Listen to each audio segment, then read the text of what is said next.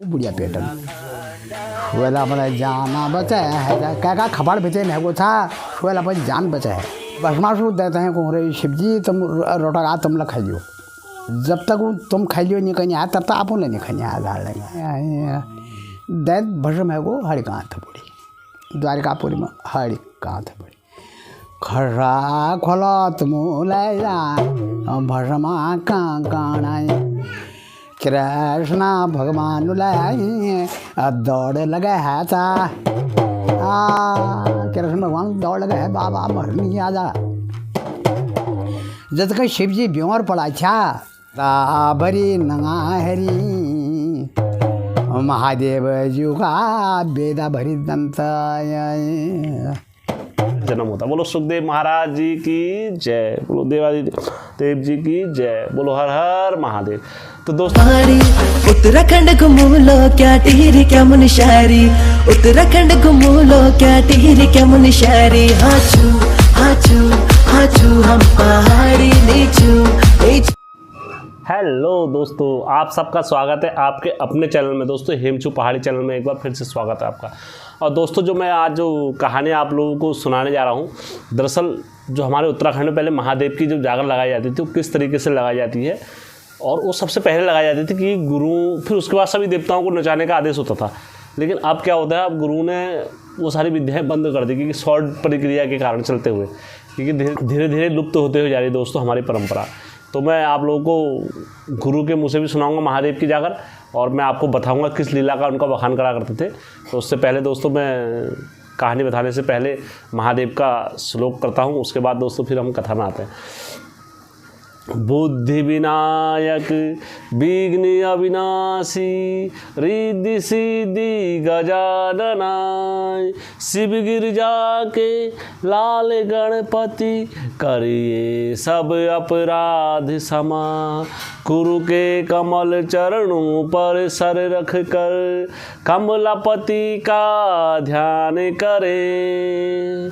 देवादिदेव महादेव की लीला का हम बखान करें। जय हो महादेव। तो दोस्तों मैं सीधा कहानी पर आता हूँ, उसके बाद मैं आपको सीधा महादेव की जागर भी सुनाऊंगा गुरु के मुँह से, कि गुरु किस हिसाब से जागर वगैरह करा करते थे उनकी। दोस्तों सबसे पहले वाली रीत लगाई जाती है हमारे जो जागर में। एक बार क्या हुआ, सभी देवताओं को ब्रह्मा जी ने एकत्रित करा गया और पूछा गया कि दुनिया में सबसे बड़ी चीज़ क्या है। लोगों ने अपने अपने तरीके से उदाहरण दिए। लोगों ने कहा सबसे बड़ी दुनिया में श्रद्धा होती है। उन्होंने कहा श्रद्धा होती है तो कैसे होती है बताओ। तो सब ने अपना अपना जवाब दिया। फिर किसी ने कहा, अलग अलग लोगों ने कहा, किसी ने कहा प्रेम सबसे बड़ा होता है दुनिया में। तो उन्होंने कहा सबसे ज़्यादा प्रेम किस में बताओ। उन्होंने कहा सरस्वती और ब्रह्मा जी में बहुत ज़्यादा प्रेम है। तो उन्होंने कहा ब्रह्मा जी में और सरस्वती में प्रेम है। तो ब्रह्मा जी तो जब चाहे किसी को कहाँ बुलाए ब्रह्मा जी उधर चल देते हैं। तो फिर उन्होंने कहा विष्णु जी और लक्ष्मी जी में बहुत अधिक प्रेम है और प्रेम सबसे बड़ा है। हर किसी ने अपनी अपनी तरह से वो दे रहे थे उदाहरण।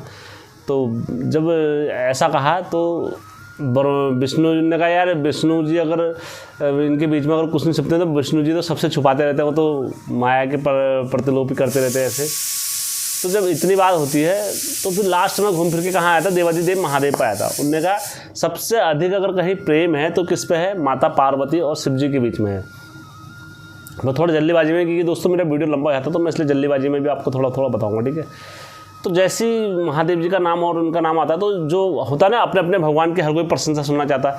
तो देवर्षि नारद जी को जलनशील हो जाती है। उन्होंने कहा ऐसा तो अगर, क्योंकि दोस्तों मैं ही हूँ, मैं अगर कहीं भगवान जैसे अपने जो मेरे घर के इष्टों का बखान होता है, लीलाओं का बखान होता है, तो जब उनकी प्रशंसा होती है तो मैं उनकी प्रशंसा सुनना चाहता हूँ। उन्होंने कहा हाँ यार, हाँ हमारे देवता ऐसे होते हैं। देवता कहीं पर निंदा होती है तो थोड़ा मेरे को भी हट होता है। उन्होंने कहा यार हमारे देवताओं का निंदा हो रही है, लेकिन जो लीला है, जो सत्य वचन है वो तो है ही दोस्तों, उसमें कोई दो राय थोड़ा है।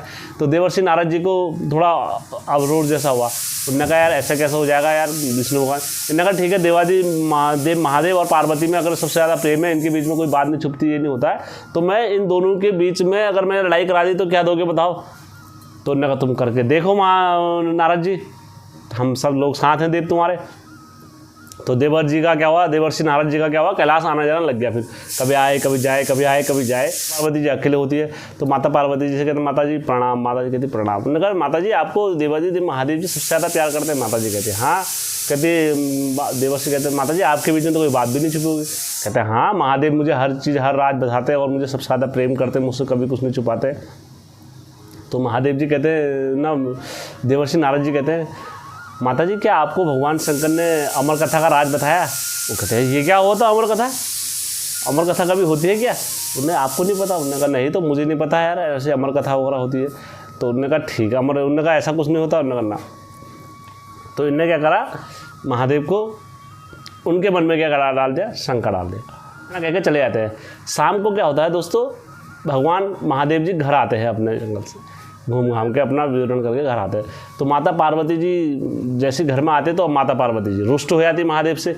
अब दोस्तों पहले से क्या होता था, स्त्रियां जब या नाराज वगैरह कुछ भी होती है तो अपने भाव नहीं बताते कि हम गुस्से में हैं, नाराज में हैं। तो उनकी बातों से पता लग जाता था कि इंसान को कि ये गुस्से में है करके।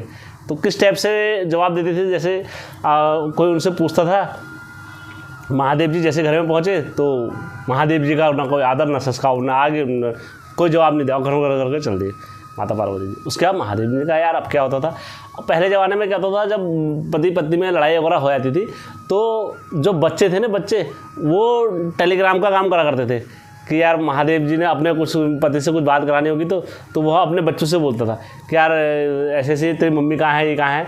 तो वो कहते थे अब महादेव जी ने कहा कैसे बात करूँ कैसे बात करूँ। तो उन्होंने कहा होती कार्तिकेय और गणेश कहाँ हैं।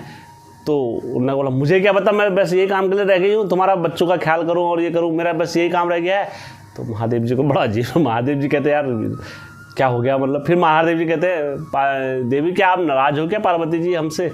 तो कहते मैं क्यों होंगी नाराज़, मैं किसी बात से नाराज़ होंगी क्या, ऐसा वैसा। उनको हर चीज़ का उल्टा जवाब देती थी नाराज। तो मतलब आदमी समझ जाते थे कि यार हमारी मतलब पत्नी ही नाराज़ है, तो मतलब हर चीज़ का उल्टा स्वभाव करती थी। तो इस तरीके से आदमी को समझना था कि आज हमारी पत्नी आज नाराज़ है। तो महादेव जी समझ गए कि यार हमारी पत्नी धर्म पत्नी जी आज नाराज़ हैं। तो महादेव जी अपनी सब काम छोड़ के अपनी पत्नी के पास जाते हैं। कहते प्रिय आज आप नाराज़ क्यों हो, क्या कारण है बताओ तो सही। तो कहते एक वो सब छोड़ो, तुम ये बताओ अमर कथा क्या होती है महादेव जी से। कहते देवी ये तो बहुत बड़ी कथा होती है, लेकिन तुमको किसने बताया इसके बारे में। तो महादेव जी क्या करते अपने नेत्र बंद करते, कहते है उनको सब दिख गया था। कहते ये नारद ने आज बिचौलिया ने यहाँ भी कुछ गड़बड़ कर दिया है, मैं समझ गया था कुछ ना कुछ गड़बड़ है। तो जैसे ही ये बात महादेव जी उनको पता लगती है तो महादेव जी कहते हैं सारे लंका में आग लगा दी आज तो मेरी पूरी। तो महादेव जी समझाते हैं देवी ये अमर कथा बड़ी चीज़ होती है, इसको सुनते हैं लोग और तब जाके ये कथा कहलाई जाती है, इससे अमर हो जाते हैं। तो कि तुमने आज तक क्यों ना सुनाई मेरे को, फिर तुमने आज तक तो कभी नहीं सुनाई मेरे को अमर कथा। कहते देवी ये मतलब ऐसे नहीं सुनाई जाती किसी चीज़ को भी, ये बड़े नियम धर्म से सुनाई जाती। कहती मेरे को अमर कथा सुनाओ तुम। कहते अब नहीं सुनाई तो अब सुना दूंगा मैं, चलो फिर वो कहते ठीक है। वो दोनों जने शिव जी और पार्वती जी दोनों जने पकड़ते कहाँ चले जाते, कैलाश पर चले जाते हैं। कैलाश पर जाने के बाद क्या होता है दोस्तों, शिव जी कहते हैं मैं अमर कथा सुनाने जा रहा हूँ। यहाँ से पहली ताली मारते हैं तो सब वहाँ से जितने जीव जंतु वगैरह थे सब गायब हो जाते हैं। दूसरी ताली मारते हैं, दूसरी ताली में दोस्तों जो वहाँ के स्थानीय जल वगैरह हवा वगैरह सब परिवर्तन हो जाती है, वहाँ से सुगंधित हवा चलती है। अब तीसरे में जो उनका त्रिशूल होता है तो त्रिशूल क्या करता है पूरे उधर की परिक्रमा करता है दोस्तों, ठीक है, पूरे वहाँ की परिक्रमा करता है। उसके बाद क्या होता है दोस्तों, वो भी आता है अपनी जगह पर। अब महादेव जी कहते हैं अब सारा वातावरण सुनसाने को। कहते हैं देवी जब मैं ये कथा सुनाऊंगा तुम्हें तो तुम हूँ स्वामी हूँ स्वामी हूँ स्वामी हूँ स्वामी कहते रहना। तो कहते हैं ठीक है स्वामी जी मैं ऐसा कहता हूँ, क्योंकि महादेव कहते हैं मैं जब कथा सुनाता हूँ मैं मोहित हो गया था, इतना मन मोहित हो जाता हूँ कि मैं नेत्र बंद कर लेता हूँ। तो कहते ठीक है स्वामी जी आप कथा सुनाना। तो उसके बाद क्या होता है, जब ये कथा सुनाते हैं महादेव जी, तो महादेव जी कथा सुनाते हैं तो उसी टाइम पर क्या होता है दोस्तों, एक अंडे में से, तोते के अंडे में से एक बालक का जन्म हो जाता है। अब बालक का जब जन्म हो जाता है, उससे पहले तो दोस्तों सब निर्जीव था, क्योंकि सबने परिक्रमा करी, सब कुछ करा, क्योंकि वो उस टाइम पर अंडे पे था। लेकिन जैसी कथा स्टार्ट होती है तो तोते के उसमें उस बच्चे में प्राण आ जाते हैं। अब जब प्राण आ जाते हैं तो दोस्तों वो देखता है, तोता भी सुन लेता है। अब तो जब माता पार्वती जी कथा स्टार्ट, महादेव जी कथा स्टार्ट सुनाना करते हैं, माता पार्वती जी शुरू में कहते हैं हूँ स्वामी, हूँ स्वामी, हूँ स्वामी, हूँ स्वामी। तो दोस्तों जो तोता होता है वो भी सुन रहा होता है। अब तोते को सुनते सुनते सुनते सुनते क्या होता है दोस्तों, एक तोते का एक स्वभाव होता है। क्या स्वभाव होता है कि अगर आप उसे प्रतिदिन कोई बात बोलोगे तो वो उसको दोहराने लग जाता है तोता। तो वैसे तोता क्या कर रहा है, तोते ने भी हो स्वामी, हो स्वामी, हो स्वामी, जैसे माता पार्वती जी की नेत्र बंद हुए तो तोते को भी हो स्वामी, हो स्वामी, हो स्वामी की रटन करते रहा। तोता भी पूरी कथा सुन ली। अब जब पूरी कथा समाप्त हो गई, 7 दिन के अंदर बोला जाता है, तो दोस्तों जैसी माता पार्वती की और शिव जी की आंखें नेत्र खोलते हैं, कहते स्वामी जी मैं तो कथा में सो गई थी। महादेव जी कहते तू कथा में सो गई थी, तो कथा में हुंकार कौन बढ़ रहा था? तो महादेव जी कहते कौन है जिसने, किस वस्तु ने मेरी कथा। अब देखो दोस्तों, तोते ने तो अपना कर्म करा, लेकिन महादेव ने भी, अब महादेव ने सोचा किसी राक्षस ने मेरी छल से सुन ली है कविता, मतलब अमर कथा सुन ली है, तो मैं इसको जीवित नहीं छोड़ूंगा जो कोई भी होगा। तो महादेव जी अपना त्रिशूल पकड़ते हैं, और त्रिशूल पकड़ने के बाद दोस्तों कहाँ चले जाते हैं, ये सीधा तोते को मारने चल देते हैं। जब तोते को मारने चल देते तो दोस्तों तोता, देखो दोस्तों एक चीज़ और है ना, जब राक्षस अगर किसी के पीछे पड़ जाए दोस्तों तो उसे देव बचा लेते हैं, लेकिन अगर जब देव ही किसी को मारने के लिए चले जाएं तो दोस्तों उसे कौन बचाए, उसका तो काल निश्चित ही है। तो दोस्तों तोता क्या होता है, पूरी धरती, आकाश, 9 खंड, पृथ्वी वगैरह सारे घूम घाम के क्या होता है, सब जगह घूमता है, तो उसे कहीं खोर ठिकाना नहीं मिलता।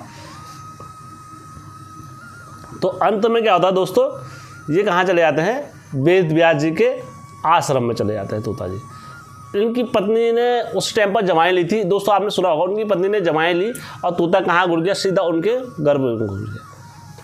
अब दोस्तों जब वहाँ घुस गए तो महादेव जी त्रिशूल लेके, बिल्कुल आँख क्रोध में और बिल्कुल बाल बिगड़ाल, ऐसे आँख ऐसे लाल हो तोते को मारने के लिए।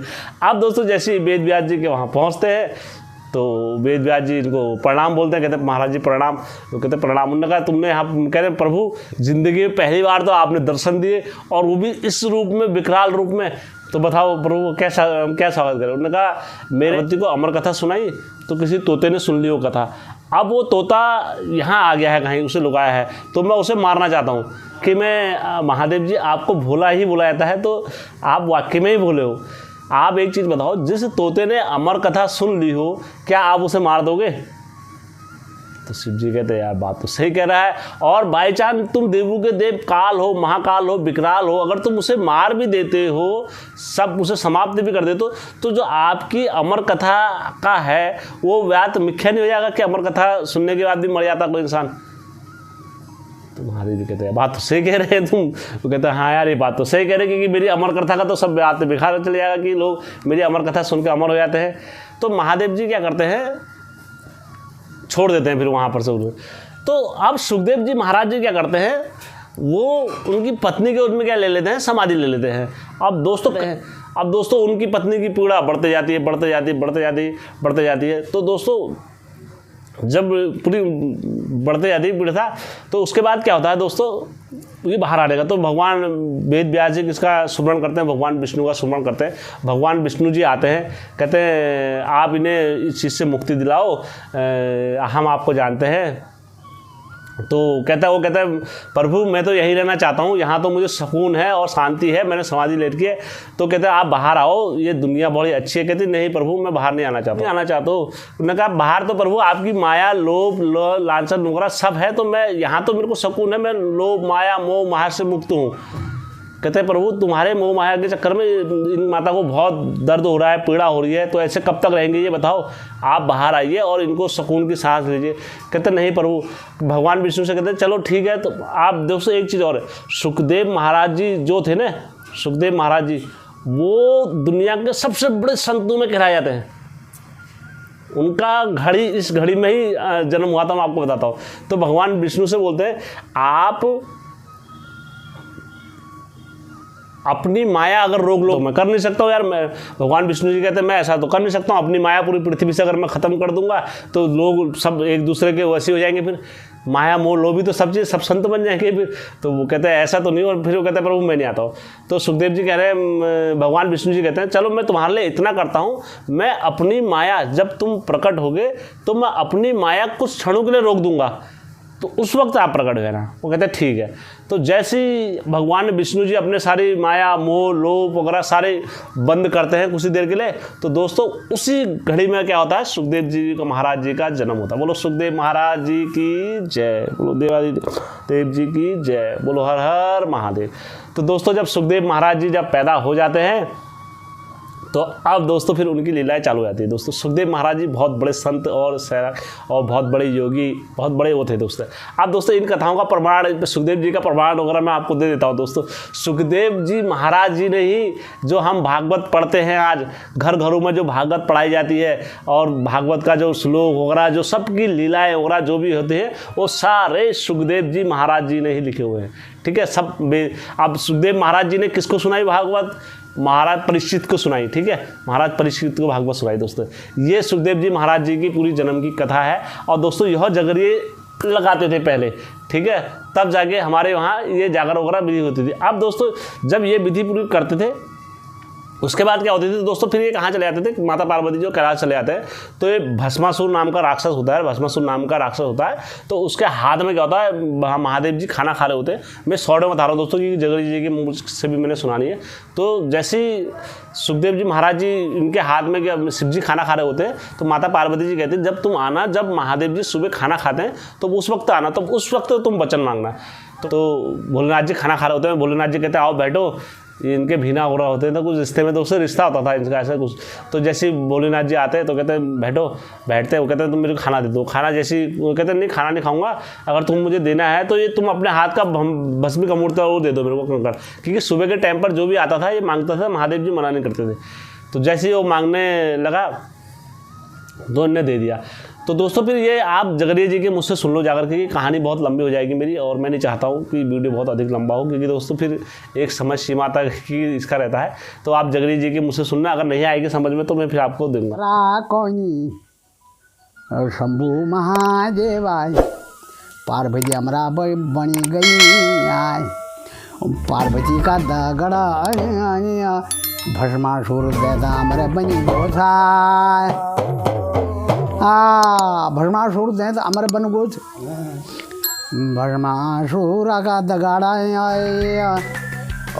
हमारा है वो आए अखिल पर शू छियो शू पान शिव जी नज़र पड़िए शू पर, महादेव की नज़र पड़िए शू पर, महादेव जी शुआ का खेदा पड़ी गया,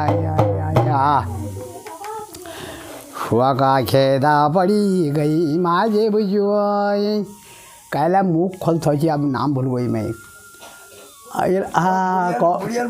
क्या जमा जागो तुम बोलो ना, वो जमा था वो गप सुने वो बुढ़िया पेटम शुएला अपने जाना बचाया है, क्या खबर बेचे है वो था, शुएला अपनी जान बचा है। हिटा पार्वती ने जो लो द्वारकापुरी में जाए, द्वारकापुरी में गई। अब वही पार्वती क्या था भस्मासुर देते हैं, जब शिव जी नए धोबे खाल संते पूज कर बेर उबेर आए तो उबे जे मांगला था से दान दी जाला मारना लीजिए। आप रात भर दिशा खुली के था गाड़ी का बनर भगवान कंठों में आएगी, शिव जी ले नायो धोयो अपन संते पूजा करी है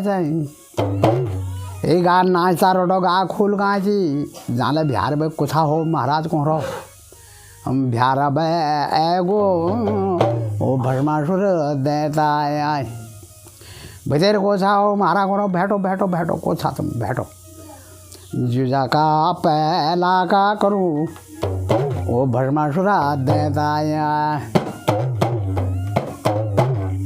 आप भस्मासुर देते हैं कोहरे शिव जी तुम रोटा तुम लोग खाइयो, जब तक तुम खाइयो नहीं कहीं आया तब तक आप उन्हें नहीं खाई आया डाल लेंगे उन्होंने ये सिद्धांत है उन नाम आ रहा कोहरो पर मांग के मांग थे पखोल में रोट मगनी जी जो महादेवा तुम बचना को दाना आए, बचना का दाना मजा तुम दियो मगनी अपन हाथको भस्म कंकणा,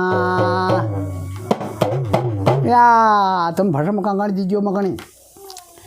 जा रे दुष्टाय ये भस्म कंकण परा मेरी जिंदगी है आए, मच रहा था नी दुनो आया मगनी और ढूंग में धरी झूला, मैं ढूंग धर झूल चुली देगा।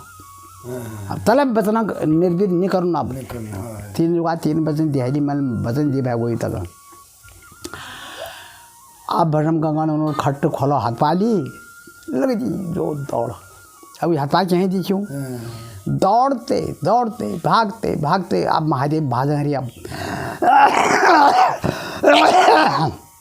पचन में भस्मा कंकण डिबेर ऊ पड़ो ख्यात, अब भस्मा छोड़ दैन ख्यात पड़ो। अब पिनाव पचेलू भचे लुक गई, पिनाव पापड़ा पाता पानी टोबो टोबो करो। अब देखी जूल को बेर उनको यले नहीं हो यार जरा जे विश्रम है वो जरा सा पर यूँ हल्दा पचेलू भचेर हल्दा पचेलू पिनावा पाता का फटकार दी गई तू क्या काम में नहीं आवा, पापड़ा पाता तू क्या काम में आवा, हल्दा पाता कथा पाटम ले वल जा पल जा भाल काम में ले जाल तक तो भाल काम में काम आले गोरी हल्दा पाते हल्दा पात हल्दा डाउमट जब वो लोटी न छिप गया जरा जे विश्राम है वो पावना परांठे गए हुए आज ही पड़ गई साल ख्याद वो खर्च खोला ढूंढ धर गए हाथ पा लिए हो भस्म कंकण। अब मान्य हो शिव जी का आप दौड़ते दौड़ते भागते भागते वो अब बहुत परेशान है गए जब उन्होंने बहुत अशान है गयो पको उन्होंने फाटा मेरी धरती मैं ब्योरे पड़ी जानवाया फट फाटी धरती महादेव ब्योरा पड़ी गई धरती उसे मिल गया है। आ धरती का पेट नहीं महादेव डर ऐसी चीज़ है आ डरा मार धरती के पेट नहीं महादेव जब तो उतना बटी आप ब्याह होने वहाँ नाच रोजा होने है द्वारकापुरी माँ जाया एरो महादेवा को रथाया तबला सरंगी बाजनी तबला सरंगी बाजी तकम तकिया लरी गैदम गिनवा लरी शोल से गोपना शोल से हरमा सात बना परी न बना राधिकारी कृष्ण भगवान की बंशी बाज रहा था महादेव को रथा आई रथ आए वहाँ नाच मोजरा हो रो अब भस्मासुर को नाचनी आई नहीं है भस्मासुरा खाली है ये धंगड़ा का पार्वती मजा आया तब पार्वती के क्या मजा आई नहीं शिव जी उठे नाते नहीं आए भस्मासुरा खाली है ये रे धंगड़ा के पार्वती मजा नहीं आया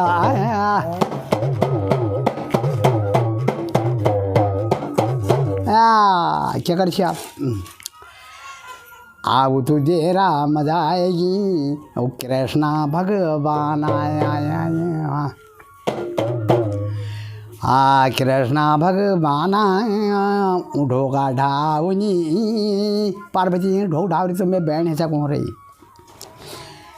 मगनी से ना पड़ो पार्वती घाघरी को दार आए मैं घाघरी दार ढोना है रोया ढान शैन बन भी आएगा यूँ कृष्ण भगवान मगनी से ना पड़ो पार्वती घाघरी को दारा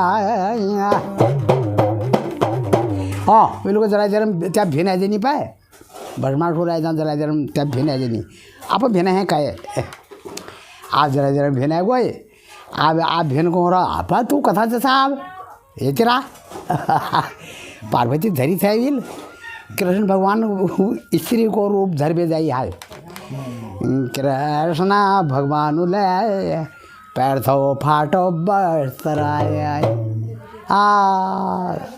फट बस्तर पैर था उन्होंने ये चथौड़े नहीं हो खाली मास्टरा होती छेड़िया बता रहा भाई छेड़िया का जोड़ा जोड़ है गागरी पाले ब्लाउज पाले दो तीन चथाड़ उड़िया अब कृष्ण भगवान रूप धरी हो उन्होंने स्त्री को रूप धरता हो कृष्ण भगवान जी आप कृष्ण भगवान भरे भरे भरे नाच आज फिर हुआ है आज भगवान और रथ जब महादेव और रथ आयो पार्वती रथ आयो नाथा है राम द्वारिकापुरी मजा आई कृष्ण भगवान गोरी भस्मासुर देते हनी मेरे भिन्न कतक है दैन हतक खोरम धरचा कतक बहुतक खोरम धरची भस्मासुरा देता तगड़ी दशा आई जैसा तुले दैन हाथ खोर में धरे सा कृष्ण भगवान अल हो भस्म कह दैत भस्म है वो हरि कांत बुढ़ी द्वारिकापुरी में हरि कांत बुढ़ी खरा खोलत मूलया भस्मा काणाई कृष्ण भगवान लाई दौड़ लगे है ता कृष्ण भगवान दौड़ लगे है बाबा मरनी आ जा जब तक शिव जी बीमार पड़ा था तो उसको नहीं गई आप लगा है कृष्ण भगवान उल धाद शिव जी महादेव जी तो माथ है जाओ ये लोग ना तू भी है नल तू भस्मासुर हल है ये लोग ना मैं झूठ थोड़ी लगा रहा हूँ मैं कृष्ण भगवान से हूँ और मैं भस्मासुर देता का मार गई हूँ तुम्हारा हाथ पर भस्म कंकण कहीं ले गई हूँ और तुम माथ है जाओ आप खट्ट शिव जी माथ आया जब तो आएगा माथा हाथा भरी नंगा हरी महादेव जी का बेदा भरी दंत नाई बल है बाल काठेली भगवान उले कृष्ण भगवान जी उन्होंने भस्म कंकण उन्होंने हाथ भर दिया था अब द्वारिकापुरी मजा आए द्वारिकापुरी मजा पारा भचे राजी खुशी हाई राया द्वारिकापुरी में राजी खुशी है कि बाबा मरण की सती शिव जोगी भोला भाला नाथ जो कि वहीं थे सती जो का भगवान तुम्हारा महादेव जी सती जुग का भगवान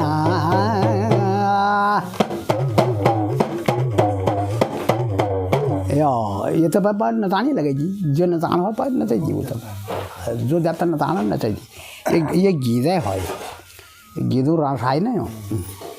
तो दोस्तों पहले जो गुरु वगैरह जागर जो लगाया करते थे पहले ये रीत से लगाया करते थे पहले। अब दोस्तों अब तो परिवर्तन के साथ और अगर आपको जैसे भस्मासुर वाली कहानी अगर नहीं समझ में आई होगी तो मेरे से आप पूछना मैं बताऊंगा दोस्तों आपको।